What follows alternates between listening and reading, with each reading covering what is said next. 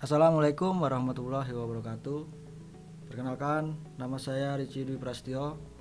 Saya peserta Latsar CPNS Kementerian ATR BPN Gelombang 2 Angkatan 2. Di sini saya akan membahas mengenai akuntabilitas, nasionalisme, dan etika publik. Yang pertama, akuntabilitas. Konsep akuntabilitas. Akuntabilitas merujuk pada kewajiban setiap individu, kelompok, atau institusi untuk memenuhi tanggung jawab yang menjadi amanahnya. Amanah seorang PNS adalah menjamin terwujudnya nilai-nilai publik. Nilai-nilai publik tersebut antara lain adalah: yang pertama, mengambil pilihan yang tepat dan benar ketika terjadi konflik kepentingan. Konflik kepentingan tersebut yaitu antara kepentingan publik dengan kepentingan sektor, kelompok, dan pribadi. Poin kedua, menghindari dan mencegah keterlibatan PNS dalam politik praktis. Yang ketiga, memperlakukan warga secara sama dan adil dalam penyelenggaraan pemerintahan dan pelayanan publik. Kemudian yang keempat, menunjukkan sikap dan perilaku yang konsisten dan dapat diandalkan. Aspek-aspek akuntabilitas. Aspek akuntabilitas terbagi menjadi 5, yaitu akuntabilitas adalah sebuah hubungan. Hubungan yang dimaksud adalah hubungan dua pihak antara individu, kelompok, institusi dengan negara dan masyarakat. Selanjutnya, akuntabilitas berorientasi pada hasil. Hasil yang diharapkan dari akuntabilitas adalah perilaku aparat pemerintah yang bertanggung jawab, adil, dan inovatif. Dan akuntabilitas membutuhkan adanya laporan. Dengan memberikan laporan kinerja, berarti mampu menjelaskan terhadap tindakan dan hasil yang telah dicapai oleh individu, kelompok, atau institusi. Poin D, akuntabilitas membutuhkan konsekuensi. Kewajiban menunjukkan tanggung jawab dan tanggung jawab menghasilkan konsekuensi. Konsekuensi tersebut dapat berupa penghargaan atau sanksi. Dan yang terakhir, akuntabilitas memperbaiki kinerja. Tujuan utama dari akuntabilitas adalah memperbaiki kinerja PNS dalam memberikan pelayanan kepada masyarakat.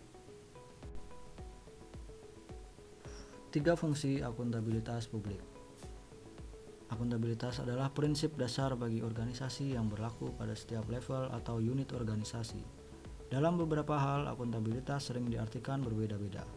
Adanya norma yang bersifat informal tentang perilaku PNS yang menjadi kebiasaan dapat mempengaruhi anggota organisasi atau bahkan mempengaruhi aturan formal yang berlaku. Seperti misalnya keberadaan PP nomor 53 tahun 2010 tentang disiplin pegawai negeri sipil. Belum sepenuhnya dipahami atau bahkan dibaca oleh setiap CPNS ataupun PNS. Oleh sebab itu, pola pikir PNS yang bekerja lambat berdampak pada pemborosan sumber daya dan memberikan citra PNS berkinerja buruk. Dalam kondisi tersebut, PNS perlu merubah citranya menjadi pelayan masyarakat dengan mengenalkan nilai-nilai akuntabilitas untuk membentuk sikap dan perilaku PNS dengan mengedepankan kepentingan publik. 3 fungsi utama yaitu demokratis, menyediakan kontrol demokratis. Yang kedua, konstitusional, untuk mencegah korupsi dan penyalahgunaan kekuasaan. Yang ketiga, belajar, untuk meningkatkan efisiensi dan efektivitas. Akuntabilitas publik terbagi menjadi 2. Yang pertama, akuntabilitas vertikal, yaitu pertanggungjawaban kepada otoritas yang lebih tinggi. Misalnya, pertanggungjawaban unit-unit kerja kepada kepala pemerintah daerah, kemudian pemerintah daerah kepada pemerintah pusat, dan pemerintah pusat kepada MPR. Akuntabilitas publik yang kedua adalah yang horizontal, yaitu pertanggungjawaban kepada masyarakat luas.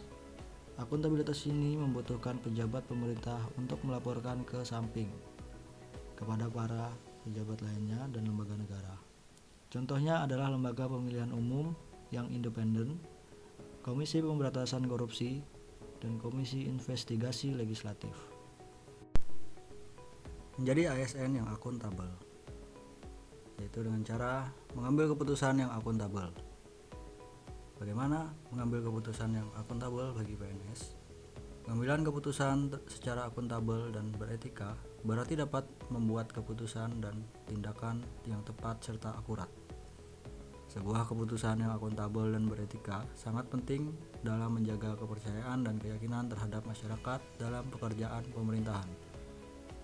Dalam prakteknya, penempatan kepentingan umum berarti bahwa memastikan tindakan dan keputusan yang berimbang dan tidak bias, bertindak adil dan mematuhi prinsip-prinsip due process, akuntabel dan transparan, melakukan pekerjaan secara penuh, efektif dan efisien, berperilaku sesuai dengan standar sektor publik, kode sektor publik, etika sesuai dengan organisasinya, mendeklarasikan secara terbuka bila terjadi adanya potensi konflik kepentingan.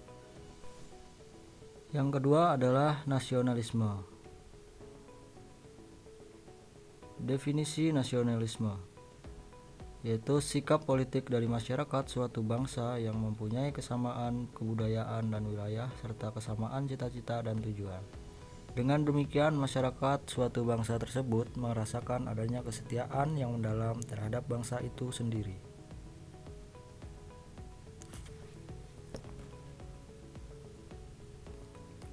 Sikap yang mencerminkan nasionalisme adalah nasionalisme yang berdasarkan nilai-nilai Pancasila.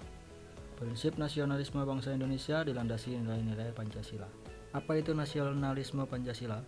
Nasionalisme Pancasila adalah pandangan atau paham kecintaan manusia Indonesia terhadap bangsa dan tanah airnya yang didasarkan pada nilai-nilai Pancasila. Sila Pancasila. Yang pertama, ketuhanan yang Maha Esa. Yang kedua, kemanusiaan yang adil dan beradab. Yang ketiga, persatuan Indonesia. Yang keempat, kerakyatan yang dipimpin oleh hikmat kebijaksanaan dalam permusyawaratan dan perwakilan. Yang kelima, keadilan sosial bagi seluruh rakyat Indonesia. Nasionalisme sebagai ASN.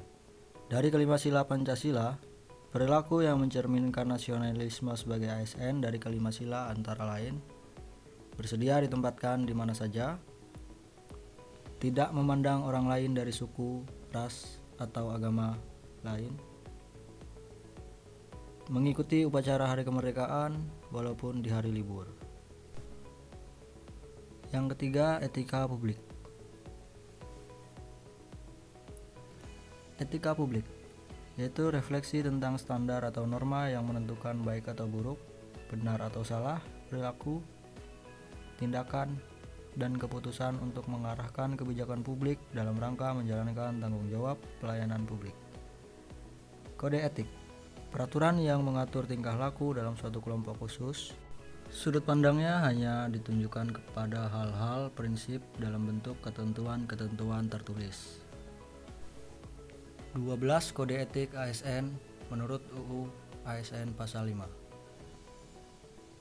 Yang pertama, melaksanakan tugas secara jujur, bertanggung jawab, dan berintegritas tinggi. Yang kedua, melaksanakan tugasnya secara cermat dan disiplin. Yang ketiga, melaksanakan tugas sesuai dengan peraturan perundang-undangan yang berlaku.